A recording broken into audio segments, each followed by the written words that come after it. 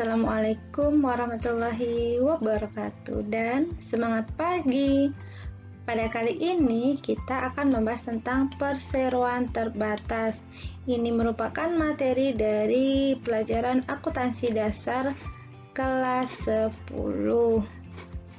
Yang akan kita bahas di sini adalah yang pertama tentang pengertian, lalu jenis sahamnya, lalu organisasi dalam perseroan terbatas ini, lalu berakhirnya perseroan terbatas, lalu tentang kelebihan serta kekurangan dari perseroan terbatas.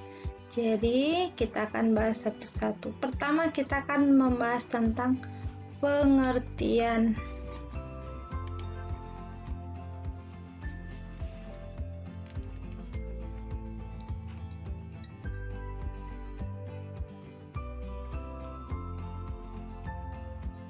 Di mana perseroan terbatas adalah perusahaan yang modalnya terbagi atas saham-saham dan tanggung jawab pemegang saham sebatas pada saham yang dimilikinya.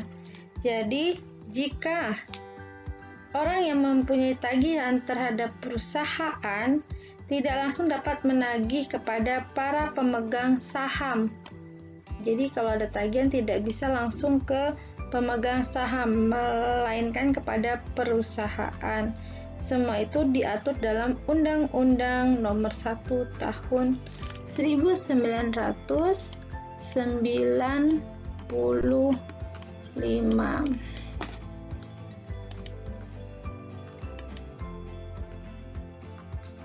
Lalu di sini setelah kita mengetahui pengertian dari perseroan terbatas yang ada sahamnya, maka kita di sini belajar tentang beberapa jenis saham yang ada dalam perseroan terbatas. Yang pertama tentang saham biasa, yang kedua ada saham preferen, yang ketiga adalah ada saham bonus, yang keempat ada saham sendiri, serta yang kelima adalah saham kosong. Berikut ini adalah penjelasan tentang kelima jenis saham dalam perseroan terbatas. Yang pertama adalah saham biasa. Saham yang dividennya diterima oleh pemegang saham apabila perusahaan mendapatkan laba. Jadi dividen itu adalah keuntungan dari memiliki saham. Jadi keuntungannya adalah mendapatkan dividen. Jadi dengan adanya kita memiliki saham biasa, maka kita akan mendapatkan dividen apabila perusahaan mengalami laba. Yang kedua adalah tentang saham preferen, di mana saham preferen ini memiliki beberapa hak istimewa. Yang pertama, hak untuk memperoleh prioritas.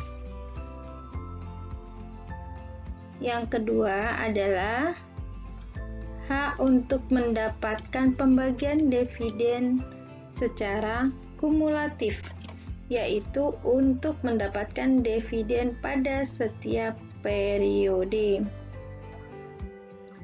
Yang ketiga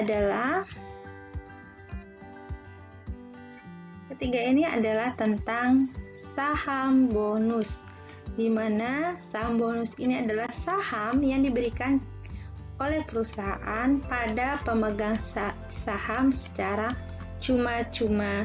Kebijakan ini dilakukan untuk mengurangi cadangan yang sudah terlalu besar.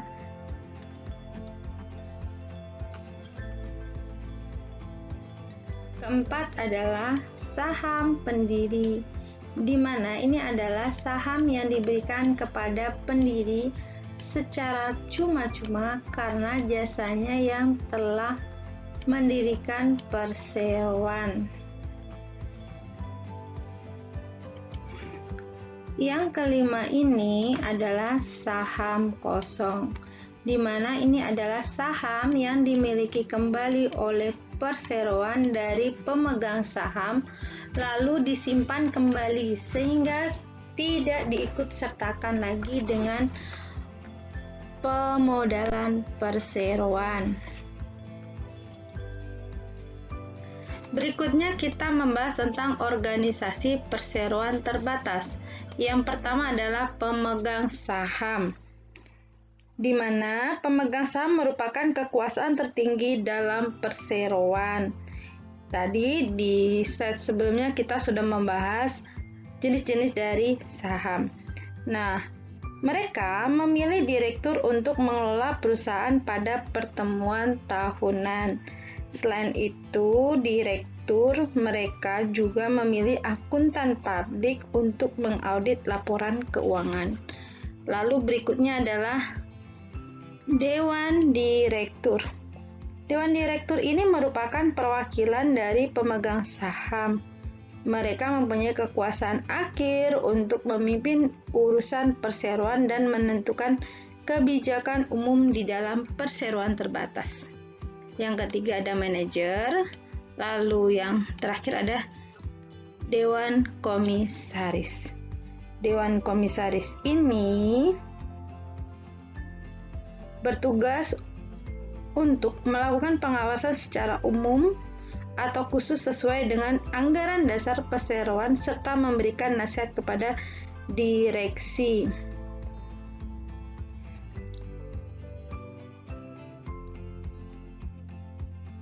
Lalu kita akan membahas tentang berakhirnya perseroan terbatas. Jadi perseroan terbatas ini dapat bubar karena keputusan Rapat Umum Pemegang Saham atau RUPS. Lalu tentang jangka waktu berdirinya perseroan tersebut telah berakhir. Yang ketiga, karena keputusan pengadilan negeri, di mana misalnya keputusan pengadilan negeri itu karena satu, permohonan kejaksaan karena perseroan melanggar kepentingan umum. Yang kedua, misalnya permohonan satu orang pemegang saham atau lebih yang mewakili paling sedikit 1/10 bagian dari jumlah seluruh saham dengan hak suara yang sah.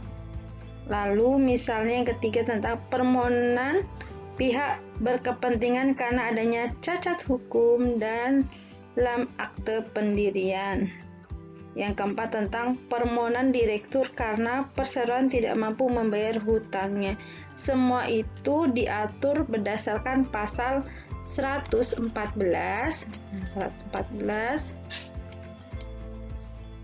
Undang-Undang tentang perseroan terbatas.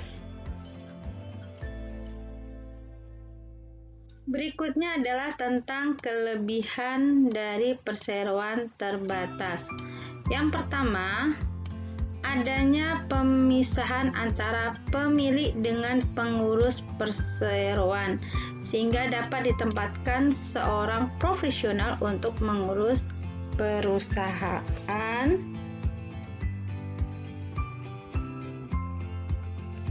Lalu yang kedua, adanya tanggung jawab utang yang terbatas sesuai dengan jumlah saham yang dimilikinya.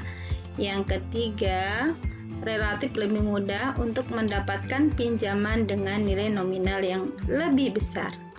Yang keempat adalah pemegang saham dapat menyewa tenaga manajemen profesional untuk menjalankan perusahaannya. Tadi kelebihannya, maka sekarang kita bahas adalah kekurangan dari perseroan terbatas.